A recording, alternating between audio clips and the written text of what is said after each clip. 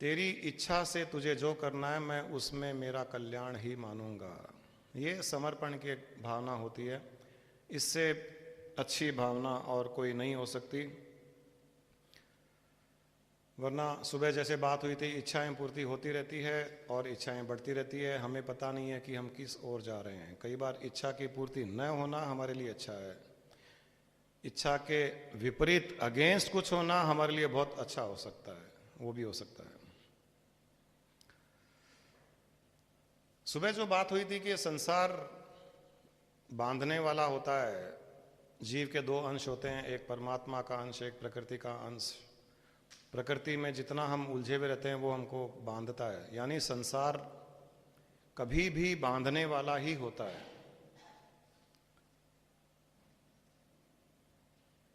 संसार शब्द ही ऐसे बना है, सम। सम का अर्थ है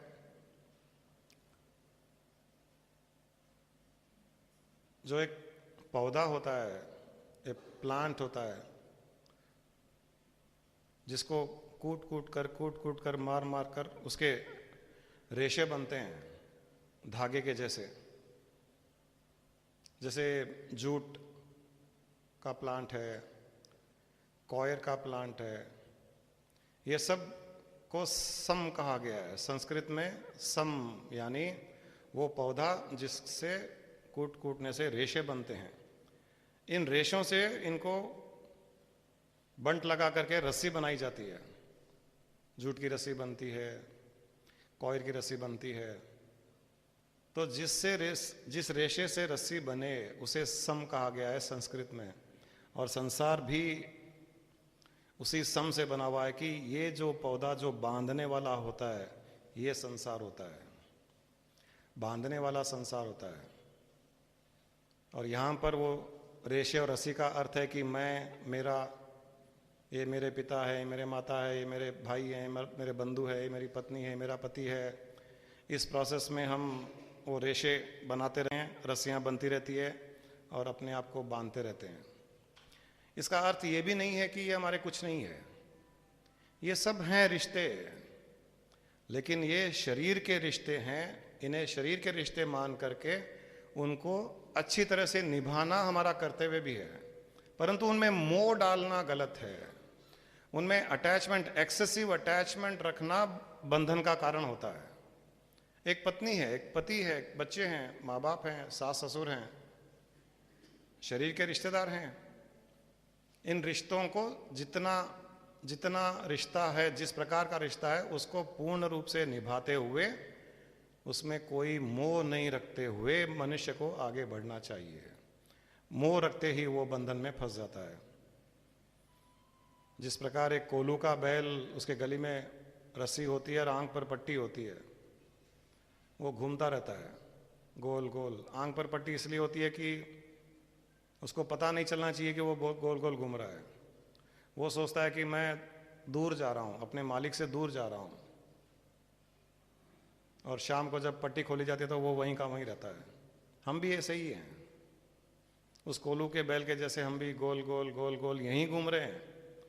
यहाँ से जा रहे हैं फिर यहीं आ रहे हैं, यहाँ से जा रहे हैं फिर यहीं आ रहे हैं। छुटकारा ही नहीं मिल रहा है यहाँ से। इस छुटकारे के न मिलने को संसार कहा गया है। तो इस रस्सी को जो तोड़ सकता है वो मुक्त हो सकता है। एक बार एक मिठाई की दुकान के बाहर एक कुत्ता मिठाई जो वहाँ नीचे गिरी हुई थी वो खाने के लिए आ रहा था। मिठाई के अंदर एक लड़का, जवान लड़का बैठा था, वो बार बार कुत्ते को लाठी से मार रहा था। वो कुत्ता भाग रहा था, फिर थोड़ी देर के बाद में फिर आ रहा था, फिर वो मिठाई खा रहा था, नीचे गिरी हुई पत्तलें चाट रहा था, फिर वो लकड़ी से मार रहा है, फिर भागता रहा वो कुत्ता। मार पड़ रही है, रो रहा है। तो उसी समय वहाँ से देवर्षि नारद गुजर रहे थे, तो उनको हंसी आ गई ये दृश्य देख करके। तो उनके साथ में एक देवता पुरुष थे। उन्होंने कहा, नारद जी आप ये देख करके हंस क्यों रहे हो? बोले, मुझे हंसी इसलिए आ रही है कि ये जो कुत्ता है ये पूर्व जन्म में इस दुकान का मालिक था।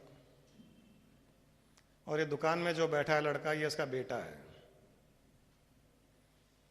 उस जन्म में जब ये मालिक था तब इतना लालची था, दुष्ट था, किसी की भी सहायता नहीं करना, कोई भिखारी आ जाए उसको कुछ नहीं देना, उनको भगा देता था, जानवरों को मारता था, झूठी पतलें भी नहीं चाटने देता था।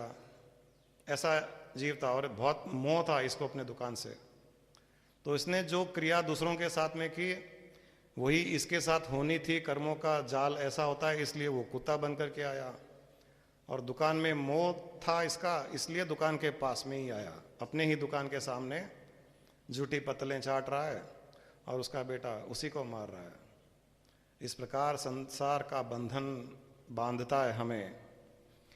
कर्तव्य निभाना चाहिए, बहुत अच्छी तरह से निभाना चाहिए, जिससे हमारे शरीर से जो जुड़े हुए हैं, जो संबंध बने हुए हैं, जो माता पिता के, भाई बहन के, लड़का लड़की, पुत्र, सास ससुर आदि के रिश्ते बहुत अच्छे निभाने चाहिए। इतने अच्छे निभाने चाहिए कि वे सब प्रसन्न हो, जीवात्माएं, और हमको आशीर्वाद दे। इतना अच्छा से निभाना चाहिए, परंतु किसी में मोह नहीं, क्योंकि आगे की यात्रा में ये साथ नहीं होंगे।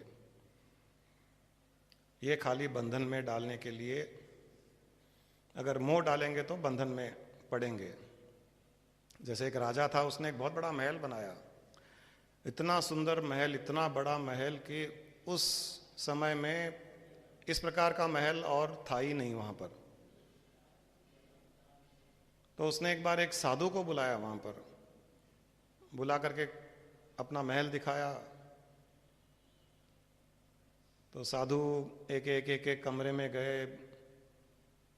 राजा अपनी डींग हाँक रहा था कि मैंने ऐसे बनाया, ये मैंने वहाँ से लाया, ये वहाँ से लाया, इसमें सोने की चादर चढ़ी हुई है, इसमें हीरे जड़े हुए हैं, इसमें चांदी लगी हुई है। साधु कुछ नहीं बोला, वो देखता गया देखता गया देखता गया। फिर जब महल से बाहर निकला तो राजा ने पूछा कि आपको, महाराज जी, आपको कैसा लगा मेरा महल? कोई कमी तो नहीं है इसमें? साधु ने कहा, इसमें बहुत बड़ी कमी है। राजा ने कहा कि मेरे महल में कमी? बोले इम्पॉसिबल, क्योंकि जितनी भी कमियां मुझे नजर आई, मैंने कारीगरों को बुला करके सारी की सारी कमियां दूर की। आप कह रहे हो कि कमी है इसमें? और मैंने ऐसे ऐसे एक्सपर्ट्स को बुलाया है, सबको दिखाया है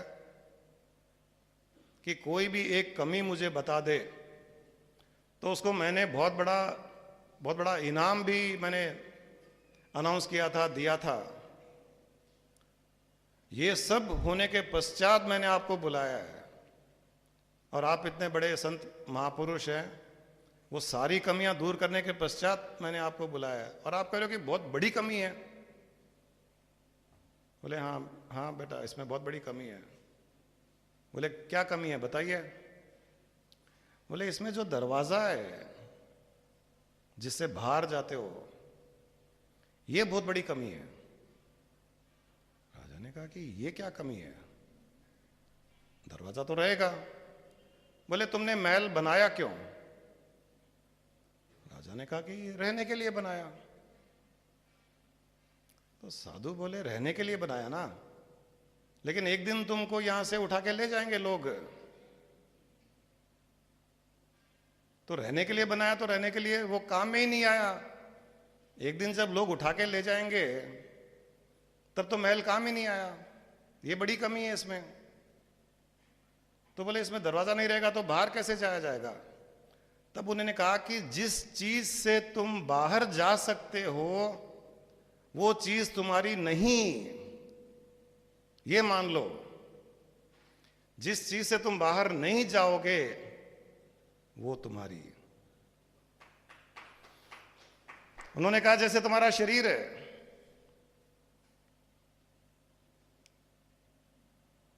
शरीर भी तुम्हारा नहीं, क्योंकि सांस अंदर जा रही है, सांस के बाहर निकलने का दरवाजा भी शरीर में है।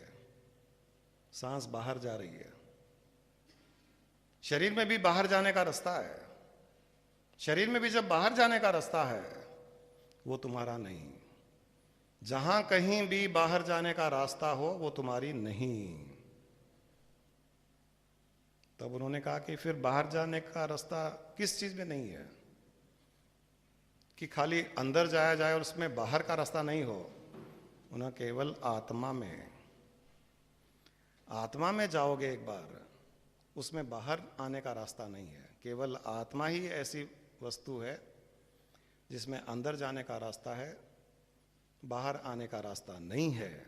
वो तुम्हारी है, बाकी सब तुम्हारे नहीं है।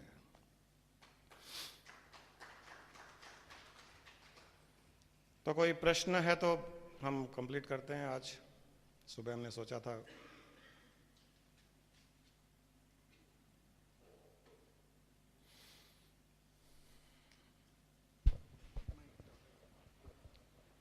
ऐसे स्थान को ढूंढिए कि जहां अंदर जाने का रास्ता तो हो और बाहर जाने का नहीं। कुछ प्रश्न हैं गुरुजी जिनका कविता में पेश किया है। जिस ज्ञान को आपने पाया, जिस तत्व को जाना, संकल्प उठे हैं मन में भीतर, मुझको भी वो पाना। देखूं जब मैं चित्र आपके ध्यान मगन जो गहरे, कुछ कुछ होता है मुझको भी भीतर कुछ है ठहरे।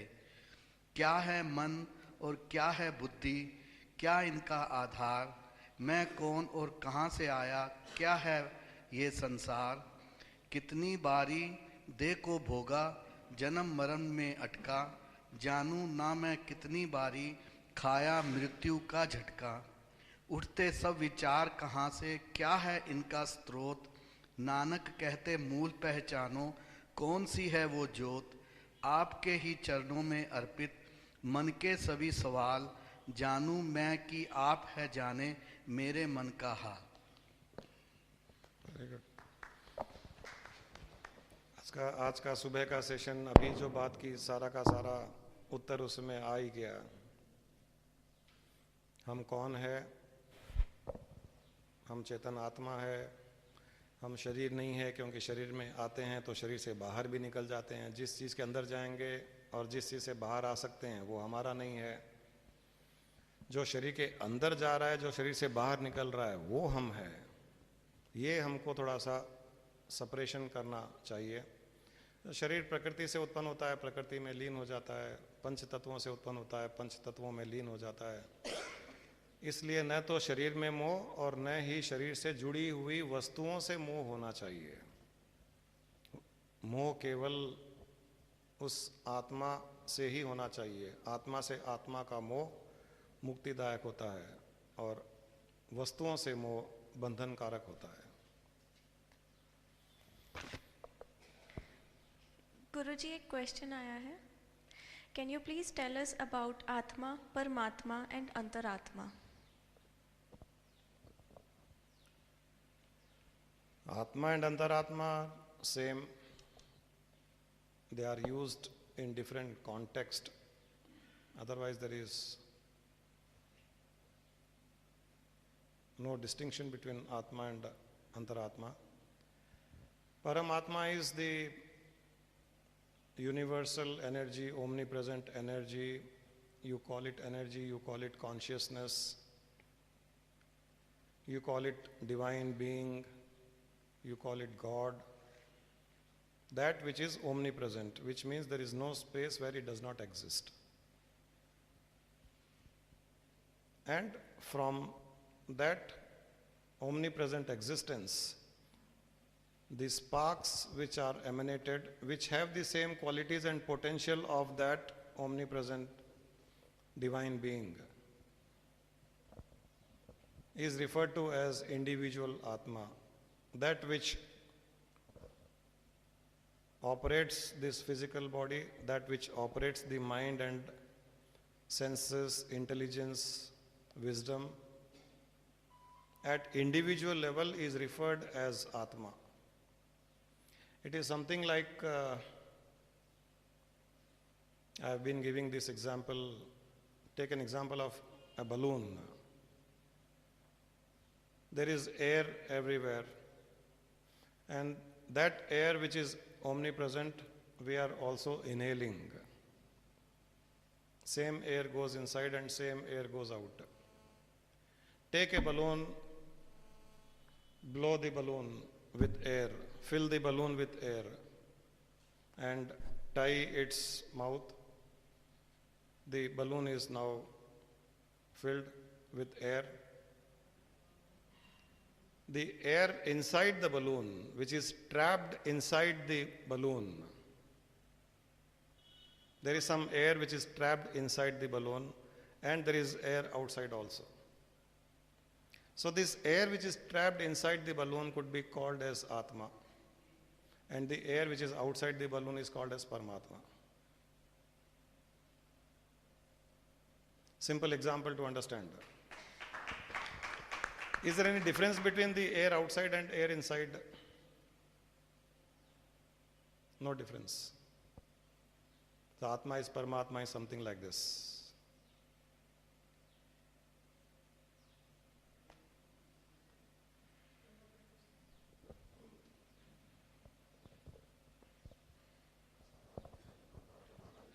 प्रणाम गुरुजी। तो संपूर्ण चैन और अमन की स्थिति यानी total peace of mind, a tranquillity mind कैसे पा जाता? क्योंकि मैंने सुना उस हालत में ही परमात्मा को हम जान सकते। A disturbed mind can not understand what God is. Obviously. So उस हालत को कैसे पाना, उसके बारे में थोड़े कुछ टिप्स देंगे आप? मन जब तक चंचल है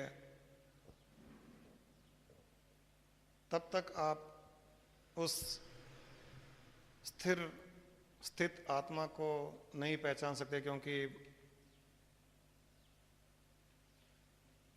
मन उससे अलग दूसरी वस्तुओं की ओर ध्यान दे रहा है।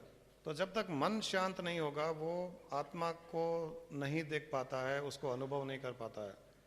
तो इसीलिए आत्मा को देखने के लिए मन को शांत करना पड़ता है। मन को शांत करने के लिए ध्यान करना पड़ता है। ध्यान में आपको प्रगति पानी हो, उन्नति करनी हो, सक्सेस पाना हो, तो आपको व्यवहार ठीक करना पड़ता है, आपका एटीट्यूड ठीक करना पड़ता है, आपको इंद्रियों को रोकना पड़ता है।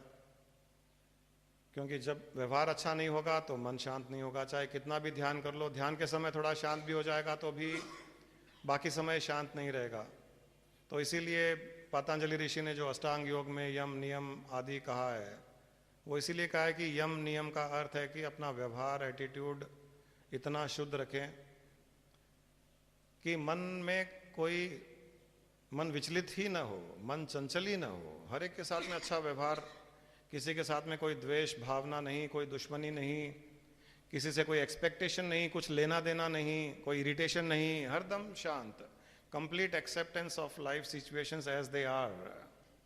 जब मन ऐसा हो जाता है तो ऑटोमेटिकली वो मन एक स्टिलनेस में आ जाता है, और थोड़ा सा उसमें अगर मेडिटेशन का एफर्ट डाल दिया जाए तो बहुत कम समय में वो आत्मा को पहचान पाता है, आत्मा को देख पाता है, आत्मा को अनुभव कर पाता है।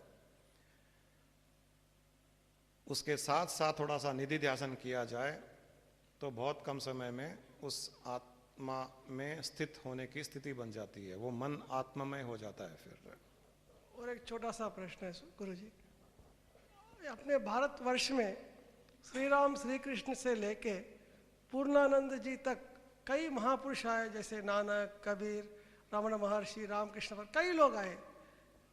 इन लोगों के रहने के बावजूद भी, उनके अमृत वाणी सुनने के बाद भी इतना हिंसा कैको हो रही, इतनी हिंसा अपने देश में कैको हो रही। उनका प्रभाव कुछ हुआ रहेगा, लेकिन फिर भी हिंसा कैको हो रही, अधर्म ज़्यादा दिख रहा, नाइंसाफ़ी ज़्यादा है।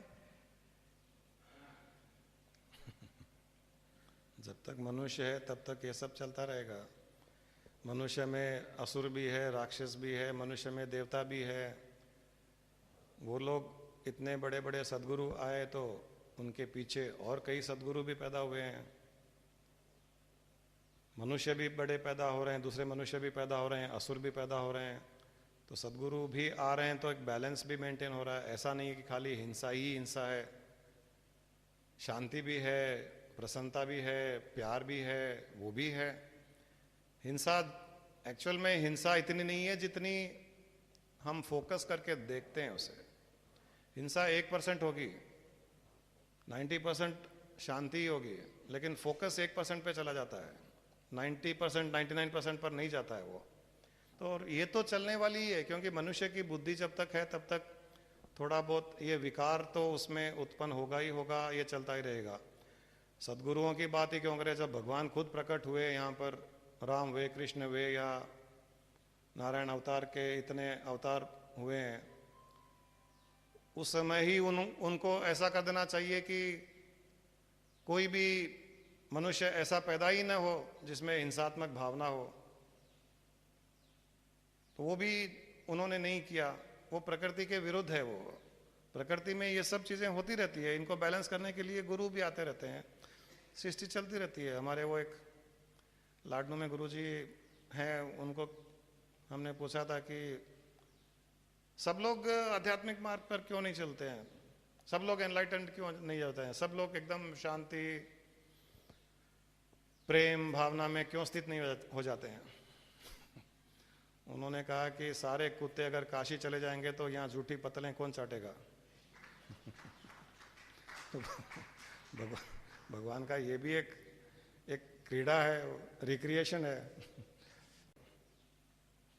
ये गारंटी है, 100 नहीं 1000 की कम हो जाती है। एक मनुष्य अंतर्मुखी होता है, जैसे एक गुरु सदगुरु बन जाता है। रामकृष्ण परमहंस थे, उनके जितने भी फॉलोअर्स थे उन सब में हिंसात्मक भावनाएं कम हो गई। रमणा महर्षि आए, गुरु नानक आए, उनके उस समय जितने फॉलोअर्स थे उन सब में हिंसात्मक भावनाएं अपने आप कम हो गई थी। तो हमें ये कोशिश करनी चाहिए कि हम अंतर्मुखी होकर के हम शांत हो जाएं, हमारी उस शांति वाली शक्ति से दूसरे शांत हो जाएंगे। ये प्रोसेस करना है हमें।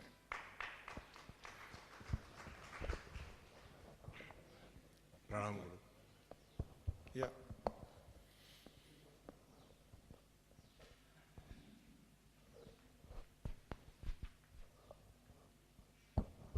प्रणाम गुरुजी।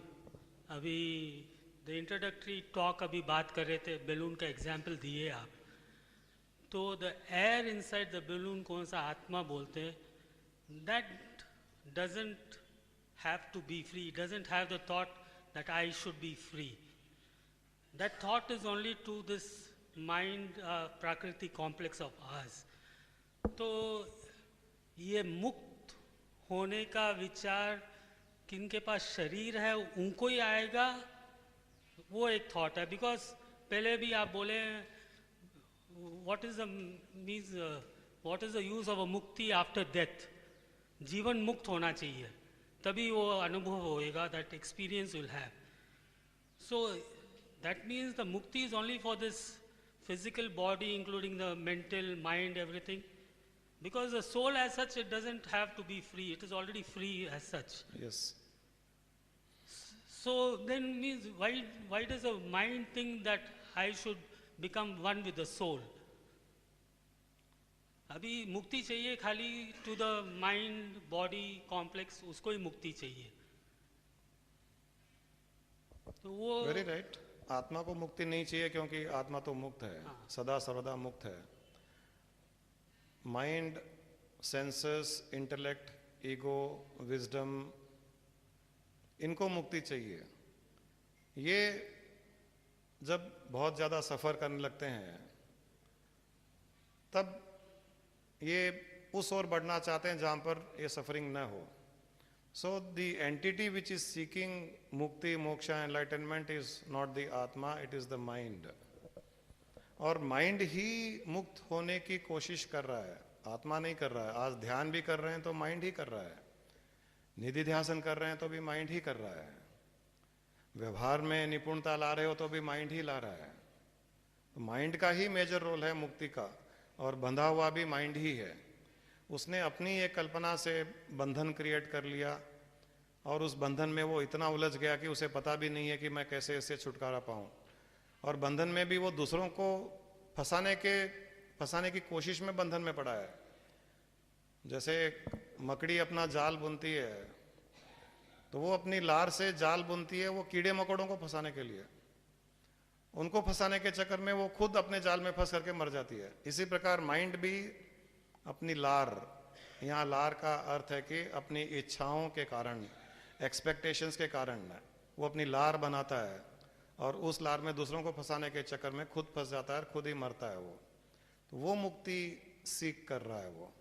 तो जब ध्यान किया जाता है तो माइंड मेडिटेशन में आत्मा में जाकर के लीन होता है। जब तक ध्यान लगा हुआ है तब तक नो माइंड स्टेट होता है। No mind state means mind आत्मा में मर्ज हो जाता है।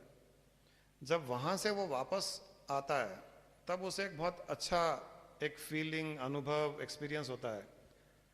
तब वो माइंड सीख करता है कि मैं और इसमें आगे बढ़ूं, मुझे ये पीस चाहिए, संसार में मुझे पीस मिला ही नहीं, केवल मोमेंटरीली प्लेजर्स मिले हैं, ये पीस मुझे बहुत अच्छा लगा। तो वो और उस मेडिटेशन प्रोसेस में आगे जाता है। तो धीरे धीरे धीरे मन ही आत्ममय हो जाता है। आत्मा में कोई बदलाव नहीं होता है, मन आत्ममय हो जाता है, बुद्धि आत्ममय हो जाती है, अहंकार आत्ममय हो जाता है। तब वो मुक्त होता है और तब वो पूर्ण रूप से शांति, सुख, आनंद का अनुभव करता है। अहंकार भी आत्ममय होने का अर्थ ये है, अभी भी हमारे में अहंकार है। अहंकार हम घमंड को भी अगर नहीं बोले, अहंकार, ईगो हम उसको बोलते हैं जहां पर हम हमारी एग्जिस्टेंस को जोड़ते हैं। मैं जो अपने आप को इसको मैं मानता हूं कि ये मैं हूं, that is my ego. So presently I am attributing my ego, attaching my ego to the physical body or to the mind or to the senses or to the intellect. As they become Atmamaya, then my mind will attribute or shift its ego or shift its existence. There is an ego because ego only will say this is me. तो ये वहां से शरीर से shift होकर के आत्मा में लग करके कहेगा कि दिस इज मी। उसे कहते हैं आत्ममय होना। तो माइंड आत्ममय हो जाएगा, ईगो आत्ममय हो जाएगा, तब मुक्ति हो जाएगी उसकी। They start believing that they are not this physical body, they are not the mind, they are the atma. So what you are telling for more to have develop a feeling of separation between you and so-called relations.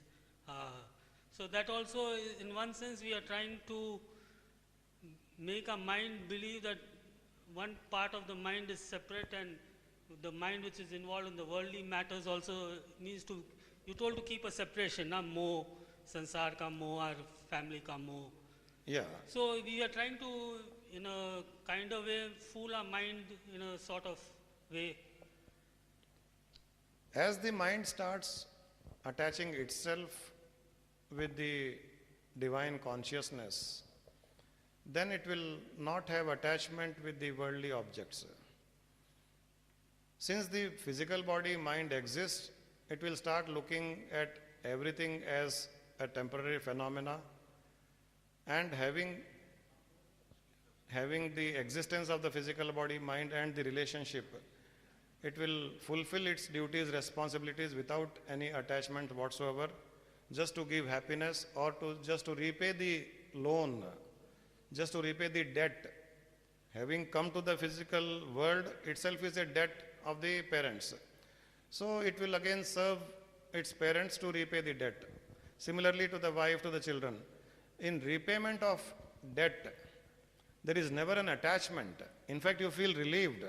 आप bank से 1 लाख रुपए कर्जा लेते हो और जब 1 लाख रुपए कर्जा वापस दे देते हो, you don't feel that आपने कोई किसी के लिए बहुत अच्छा किया है या उसमें अटैचमेंट आता है देने के लिए। आपको पता है कि ये मेरा लिया हुआ था, वो वापस दे रहा हूं। तो एकदम यहाँ शिफ्ट हो गया है concept. What I am doing for the physical relationship which are attached to this physical body, it is just a repayment of debt. With this concept, if you fulfill your duties and responsibilities, you never get attached. In this, suppose to whom I am repaying the debt, they also have come and heard you. So they are thinking, yes, this guy is repaying his debt. He doesn't have any love or anything. No, So- no. Be clear No, that no. there is love. The love means the way that It is people inside normally you. expect you. That concept, feeling is within you. You don't express कि मैं debt repay कर रहा हूँ. No, Now they also have come, so they know what you are telling. So they are thinking, yes, he is doing his duty. Yeah. Means it's not in the manner which normal people react. We are going to react. We think, yes, we have to do it, we do it. So in that certain cases, certain times it happens that they don't take it in, means they don't take it in, they take it in a wrong way actually. Never, never, never. Because repaying debt is not, again, materialistically repaying debt. आपने साड़ी खरीदी, jewellery दे दी, मकान दे दिया, that is not repayment of debt. Repayment of debt is through love. You are here because of love. So you have to repay it through love. तो इतना जब उनको प्यार करोगे, even by saying that okay, I am repaying the debt, but अगर उनको प्यार मिल रहा है तो उनको कोई unacceptable नहीं रहेगा वो. Why? उनकी इच्छाएं पूर्ति करोगे, उनको सुख रखोगे, उनसे कभी आर्ग्यूमेंट नहीं करोगे, उनसे झगड़ा नहीं करोगे, उनसे चिल्लाकर बात नहीं करोगे, गुस्सा नहीं करोगे, उनकी हाँ में हाँ भरोगे. आपको पता है कि ये सारा इतना डेट लिया हुआ है, मुझे वापस इसी प्रकार से उसको रिपे करना है थ्रू प्योर लव. क्या प्रॉब्लम है? किसी को कोई प्रॉब्लम नहीं है. आप रोज बोल करके भी रिपे करो कि मैं आज रिपे कर रहा हूँ लव, तुमको पिछले जन्म के 2 दिन का लव आज रिपे कर रहा हूँ. ठीक है, करो. आप प्यार करोगे, या उसको घुमाने ले जाओगे, आप उसको कुछ भी खिलाओगे, या उसको हाँ में हाँ भरोगे. किसी वाइफ को, किसी हस्बैंड को कोई प्रॉब्लम नहीं है. Thank you, Guruji.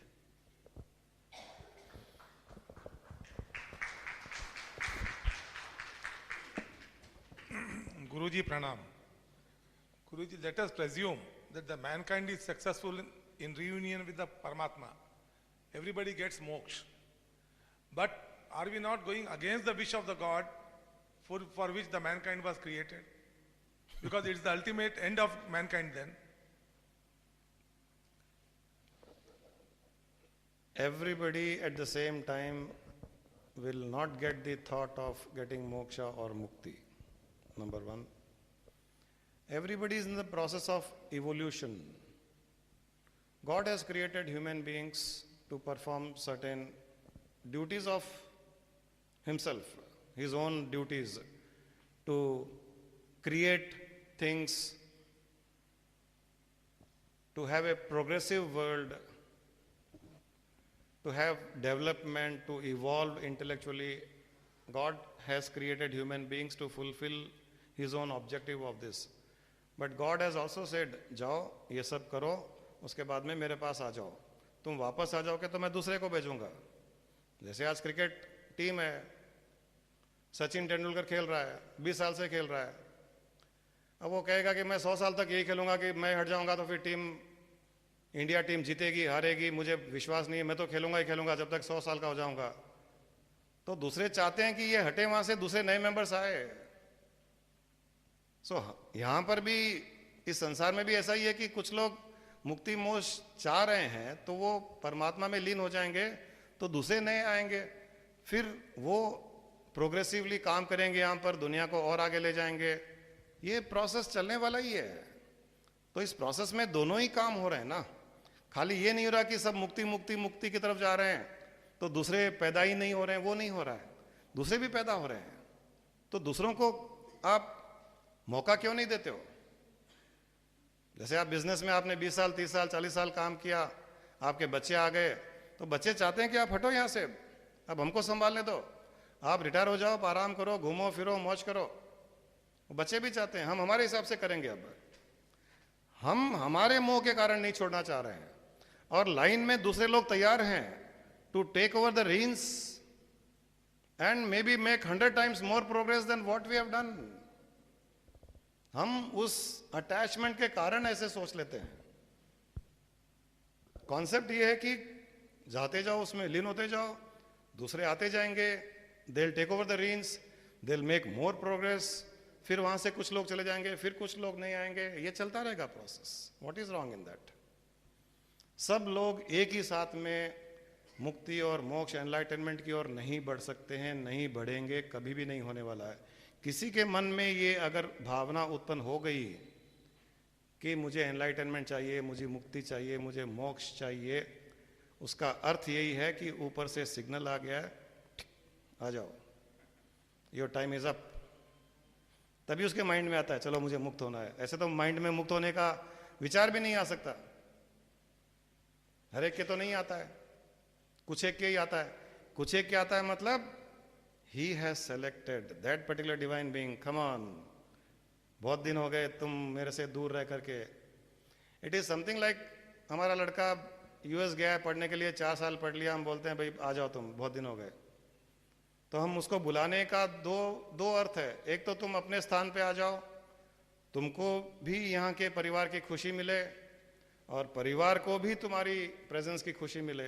तो भगवान भी चाहता है ऐसा एक जीव है, आ जाओ तुम भी आ जाओ, मुझे भी एंजॉय करना है। तुम मुझसे कितने दिन दूर रहोगे, मैं भी तुम्हारा सेपरेशन फील कर रहा हूं ना, I am feeling the pain of your separation, come on, come hug me, come on join me, लीन हो जाओ मुझ में।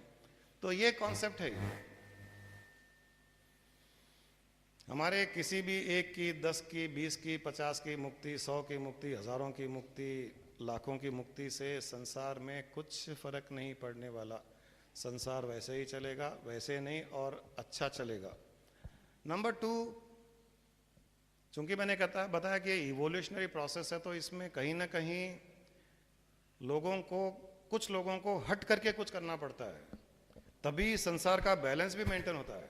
अगर सभी लोग एक ही दौर में गुजरते जाएंगे, सभी लोग दुनिया के बारे में सोचते जाएंगे, सभी लोग उसी में उलझे हुए रहेंगे, तो भी मैं आपको बता दूं कि प्रलय आ जाएगा, ये बैलेंस मेंटेन नहीं होगा।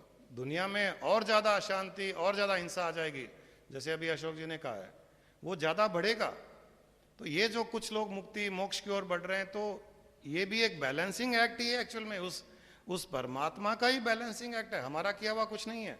ये तो हम सोच रहे हैं, मैं सोच सकता हूं कि मैं मुक्ति की ओर जा रहा हूं, कुछ लोग और सोच सकते हैं कि हम मोक्ष की ओर जा रहे हैं, लेकिन ये उनका सोचना नहीं है, ये उस डिवाइन पावर का बैलेंसिंग एक्ट है। हमको इसी प्रकार से इसे देखना चाहिए। दूसरा, जब एक मुक्ति की ओर बढ़ता है तो दूसरे 100 लोगों की जिंदगी को सुधारता है, वो उनमें जो विकार पैदा हो रहा था अज्ञानतावश, उसको रोक रहा है, उसको न्यूट्रलाइज कर रहा है। वो अपनी एक की सैक्रिफाइस, खुद के प्लेजर्स की सैक्रिफाइस दे करके वो दूसरों के लिए कुछ भला कर रहा है, अच्छा कर रहा है, तो वो भी कितना बड़ा एक बैलेंसिंग एक्ट हुआ। चलो हजारों लोगों में से एक मुक्ति हो गई, उसकी मोक्ष हो गया, लेकिन कई लोगों का भला करके गया है वो। हमारे गुरुजी के पास हम जाते थे तो वहां पर हजारों लोग आते थे, उनकी लाइफ की डायरेक्शन इतनी अच्छी हो गई कि संसार में भी वो रह रहे हैं और संसार का भलाई कर रहे हैं। आज जैसे हम भी यहाँ बैठे हैं, तो ऐसा नहीं है कि हम अपने आप को पहाड़ों में ले जाकर के कूद करके सुसाइड करके मुक्त हो गए। यहाँ मुक्त हो रहे हैं मतलब मुक्त होकर के दूसरों को भी मुक्त कर रहे हैं। दूसरों को मुक्त करने का अर्थ ये कि वो जो जंजाल में फंस रहे थे, हम उससे उनको बचा रहे हैं। मुक्ति का मैं एक और अर्थ बता दूं आपको कि मोक्ष या मुक्ति ये भी नहीं है कि हम फिर जन्म न लें। चलिए इस कॉन्सेप्ट को भी अगर हटा दें यहाँ से कि मोक्ष का अर्थ है कि जन्म वापस नहीं लेना चाहिए। क्यों नहीं लेना चाहिए? जब संसार अच्छा है, सब चीज़ अच्छी है, हम लोगों का भला कर सकते हैं, हम सेवा कर सकते हैं दीन दुखियों की, तो क्यों नहीं लेना चाहिए? तो ज़रूर लेना चाहिए, ज़रूर लीजिए, कोई प्रॉब्लम नहीं है। लेकिन जन्म ऐसा लीजिए कि जो जीवन मुक्ति वाला जन्म हो, जिसमें कहीं कोई टेंशन नहीं, कहीं कोई नेगेटिविटी नहीं, कहीं कोई इरिटेशन एंगर नहीं। वो तो हम चाहते ही हैं, उस प्रकार की मुक्ति तो हम चाहते ही हैं। तो क्यों न उस प्रकार की मुक्ति हम प्राप्त करें कम से कम। और उस प्रकार की मुक्ति के लिए हमें कोई ना कोई गाइड भी ऐसा चाहिए जो मुक्त हो। आज अगर मैं इन सब से मुक्त हूं तो मैं कुछ लोगों को मुक्त कर सकता हूं। अल्टीमेट मुक्ति मोक्ष को भूल जाइए कि अगला जन्म है या नहीं है, मुझे परमात्मा में लीन होना है। चलिए मैं संसारिक विषयों से अगर अपने आप को मुक्त मानता हूं कि मुझे मोह नहीं है, रुपयों पैसों से मोह नहीं है, रिश्तों से मोह नहीं है, किसी भी चीज़ से मोह नहीं है, बहुत प्रेम बहुत है मुझे, मेरे अंदर प्रेम कूट कूट के भरा हुआ है, मैं सबको प्रेम देना चाहता हूँ। जो दुखी हैं, जो परिवार में दुखी हैं, जो किसी न किसी बात को लेकर के टेंशन में आते हैं, मैं चाहता हूँ कि मैं उनको मुक्त करूँ। तो भी मुझे लगता है कि अच्छा काम है, वो अच्छा कार्य है, कई लोगों को सुख दे रहा हूँ, मुक्त कर रहा हूँ उनको। लेकिन मैं खुद ही बंधा हुआ होऊंगा तो दूसरे को मैं मुक्त नहीं कर पाऊंगा। एक बार एक राजा के दरबार में राजा ने सुन रखा था कि परीक्षित ने 7 दिन की भागवत सुनी और मुक्त हो गए थे, उनका कल्याण हो गया, तो उन्होंने भी एक भागवत वाचक को बुलाया कि भागवत कथा करानी है मुझे मेरा कल्याण करना है। तो 7 दिन तक कथा चली। 7 दिन के अंत में जब कथा पूरी हो गई, तब राजा ने उस कथावाचक को बुलाया, कहा कि तुमने बहुत अच्छी तरह से कथा की 7 दिन तक, मैंने भी बहुत अच्छी तरह से कथा को सुना, लेकिन मुझे लगता नहीं कि मेरे में कोई बदलाव आया है, मेरा कोई कल्याण हुआ है, मुझे लग नहीं रहा है। इसका उत्तर क्या है? उसने कहा इसका तो उत्तर मुझे ही पता नहीं, मैंने तो अच्छी भावना से कथा सुनाई, आपने भी सुनी, आप में बदलाव क्यों नहीं आया मुझे पता नहीं, ये तो मेरे गुरुजी बताएंगे। बोले गुरुजी को बुलाओ। अगले दिन गुरुजी को बुलाया गया, तो गुरुजी को भी वही प्रश्न किया राजा ने कि मैंने कथा सुनी, इसने कथा सुनाई, फिर भी मेरी मुक्ति क्यों नहीं, मेरा कल्याण क्यों नहीं हुआ, मुझ में बदलाव क्यों नहीं आया। तब गुरु ने कहा कि मुझे 10 मिनट के लिए राजा बनाना पड़ेगा तुमको, तब मैं जवाब दूंगा। उन्होंने बोला ठीक है। और राजा राजगद्दी से नीचे उतर गए, गुरुजी राजगद्दी पर बैठ गए। बोले पूरे पावर्स मुझे देने पड़ेंगे राजा के। बोले हाँ आप राजा हो 10 मिनट के। तब उसने सिपाहियों से कहा कि ये पंडित को बांध दो रस्सी से। पंडित को बांध दिया गया, कथावाचक को रस्सी से बांध दिया गया। फिर उसने कहा कि राजा को भी बांध दो रस्सी से, तो राजा को भी रस्सी से बांध दिया गया। फिर उस गुरु ने पंडित से कहा कि राजा की रस्सी खोलो, तो उसने कहा मैं खुद बंधा हुआ हूं, मैं कैसे रस्सी खोलूंगा। तो गुरु ने राजा से कहा कि तुम पंडित की रस्सी खोलो। राजा ने कहा मैं भी बंधा हुआ हूं, मैं कैसे रस्सी खोलूं। तब गुरु ने उत्तर दिया कि बंधा हुआ दूसरे को कैसे मुक्त कर सकता है। कहने वाला भी बंधा हुआ, सुनने वाला भी बंधा हुआ, जो मुक्त है वो दूसरे को मुक्त कर सकता है। तो यहां पर हम मुक्ति, एनलाइटनमेंट को इस प्रकार से भी मान सकते हैं कि हम मेंटली सब चीज से फ्रीड हैं, किसी चीज का कोई बंधन नहीं। वो भी कोई स्थिति प्राप्त कर ले और दूसरों को वो स्थिति दे दे, क्योंकि वो तो खुल गया। अब दूसरे रस्सी से बंधे हुए हैं, उनको हर एक को खोल सकता है वो जाकर के। उतना काम कर ले तो भी मैं उसे मुक्ति मोक्ष ही मानता हूं। अगला जन्म होगा नहीं होगा हम उसको भी भूल जाएं, कम से कम ये तो किया जा सकता है। प्रणाम गुरुजी।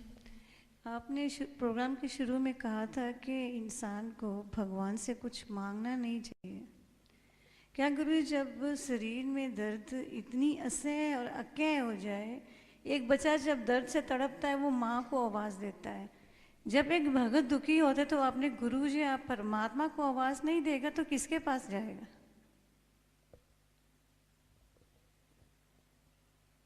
आवाज़ दीजिए। आपको बीमारी हो गई, आपको बुखार हो गया, आपके पेट में दुख रहा है, कुछ तकलीफ हो रही है, और आप जाके कहो कि मुझे क्रोसिन दो, मुझे क्रोसिन चाहिए। वो बोलेगा आपके लिए क्रोसिन ठीक नहीं है, आपके लिए दूसरा ट्रीटमेंट ठीक है, अभी आप खुद मत कीजिए, आप थोड़े दिन सहन कीजिए, लिक्विड्स लीजिए, खाना मत खाइए, मैं ट्रीटमेंट करूँगा। आप कहेंगे नहीं मुझे तो क्रोसिन ही चाहिए, तो आपको तो पता ही नहीं है कि आपके लिए कौन सा अच्छा है, कौन सी चीज़ अच्छी नहीं है। तो यहाँ पर भी बात वही है कि हमको पता नहीं है कि वो जो दुख दर्द आया है वो किस लिए अच्छा है हमारे लिए। हो सकता है वो दुख दर्द नहीं आता, आप हॉस्पिटलाइज नहीं होते, आप कहीं चले जाते वहाँ पर एक्सीडेंट हो जाता, आपको क्या पता। हो सकता है उससे बचाने के लिए आपको हॉस्पिटलाइज करना पड़ा, 2 दिन आपको रोकना पड़ा कि आप बीमार रहो, आप बिस्तर पे पड़े रहो। उन 2 दिनों में अगर आप कुछ ठीक होते, आप कुछ ऐसा कर लेते जो आपके लिए जीवन भर तकलीफदायक होता, तो उसमें क्या बुरा हुआ। लेकिन हमारी बुद्धि ये नहीं सोच सकती ना, हमारी बुद्धि तो बहुत सीमित है, सेल्फिश है।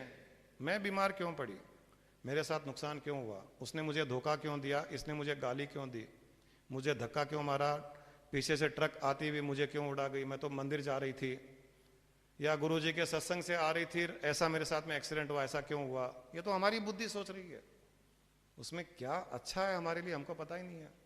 कई बार वो अच्छा हमारे सामने भी नहीं आता है। तो ये तो फेथ है, ये श्रद्धा है, ये विश्वास की बात है ये। तो ये जब हम मांगे कि मेरे लिए जो अच्छा है वो कर, उसमें बीमारी, उसमें मृत्यु, बीमारी छोड़िए यहां तक कि मृत्यु भी आ जाए तो भी यही मानना पड़ेगा कि वो मेरे लिए अच्छा है। क्योंकि हो सकता है ये मृत्यु जब तक नहीं आएगी, जब तक अगला जन्म ऐसा नहीं आएगा जो ईश्वर चाहता है कि आपका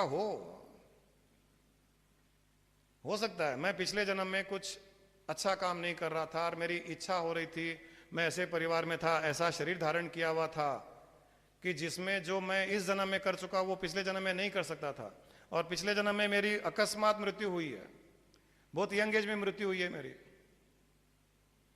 अब कोई ये मान ले कि भगवान ने ऐसा क्यों किया, मैं उस समय ध्यान करता था, मैं भगवान की बहुत भक्ति करता था और मेरी छोटी सी उम्र में मेरी मृत्यु हो गई है। जो लिमिटेड बुद्धि है वो यही सोचेंगे कि इसके साथ तो बहुत बुरा हुआ, ये भगवान ने क्या किया। जो भगवान का भजन करता है, ध्यान करता है, उसकी अकस्मात मृत्यु हो गई। लेकिन मुझे आज लग रहा है कि बहुत सही हुआ, वो अकस्मात मृत्यु भी हुई तो बहुत अच्छा हुआ, क्योंकि ये चीज मैं जो करना चाहता था वो पिछले जन्म में उस माहौल में नहीं कर पाता था। तो अच्छा ही हुआ, बुरा काम हुआ।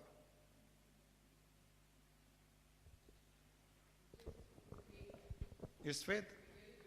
You don't know because you cannot know.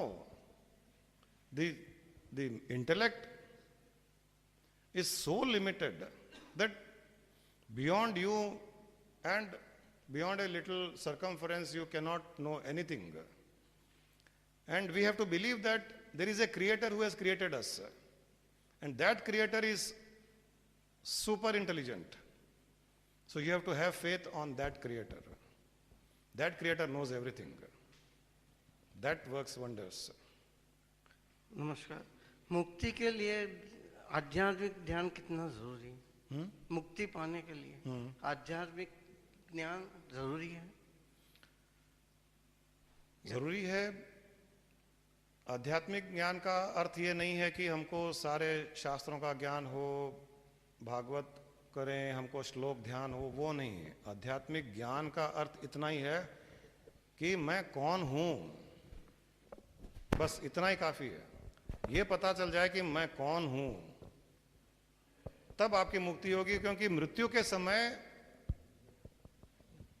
मर कौन रहा है, मृत्यु के समय जो भाव होता है, जो विचार होता है, उसी के अनुसार अगला जन्म फिक्स होता है। अगर मृत्यु के समय भी जैसे कहानी बताई कि वो मिठाई की दुकान के पास में कुत्ता था, बार बार मिठाई खाने की इच्छा कर रहा था, तो उस कुत्ते के पूर्व जन्म में जब वो दुकान का मालिक था, तो मृत्यु के समय उसको यही चिंता थी कि मेरे दुकान का क्या होगा, कौन संभालेगा इसे, मेरे लड़के को तो अक्ल नहीं है, लोग खा जाएंगे, धोखा दे देंगे। तो उस थॉट के साथ वो जब मरा तो उसे ऐसी योनि प्राप्त करनी पड़ी जो दुकान के आसपास घूमता रहे। और यही मृत्यु के समय अगर थॉट ये रहे, वाह मैं तो आत्मा हूं, चेतना हूं, निराकार हूं, मैं तो परमात्मा का अंश हूं, हाँ नहीं, कोई श्लोक नहीं, कोई मंत्र नहीं, कोई ध्यान नहीं, कोई निधि ध्यासन नहीं, कुछ भी करने की आवश्यकता नहीं। You need to do nothing. मुक्ति के लिए, मोक्ष के लिए कुछ भी करने की आवश्यकता नहीं है। केवल इतना ध्यान रहे कि मैं कौन हूं, बस वो हरदम रहे, उसमें एस्टेब्लिश रहे, मोह उसमें रहे, अपने आत्मा में, चेतना में मोह रहे और किसी चीज में मोह नहीं रहे। क्योंकि जिसमें मोह रहेगा उसी को हम प्राप्त होंगे मृत्यु के पश्चात। तो आत्मा में मोह रहेगा तो आत्मा को प्राप्त हो जाएंगे, परमात्मा में मोह रहेगा तो परमात्मा को प्राप्त हो जाएंगे, कुत्ते में मोह रहेगा तो कुत्ते में प्राप्त हो जाएंगे। इसीलिए वो जड़ भरत की कहानी भी आती है। राजा जड़ भरत, राजा भरत था, पूर्ण योगी, ध्यान साधना, जंगल चला गया, राजमहल छोड़ दिया, जंगल में साधना की और पूर्ण स्थिति में पहुंच गया। परंतु मृत्यु के थोड़े दिन के पहले किसी हिरन में उसका मोह पड़ गया था और अगले जन्म में वो हिरन के रूप में पैदा हुआ। शास्त्रों में ऐसी कई कहानियां दी गई है। तो इतना ही काफी है आपको पता करने के लिए कि मैं कौन हूं, और उसमें स्थित रहिए, और कुछ करने की जरूरत नहीं है। कोई श्लोक नहीं, कोई मंत्र नहीं, कोई भगवान का नाम नहीं, कुछ भी नहीं।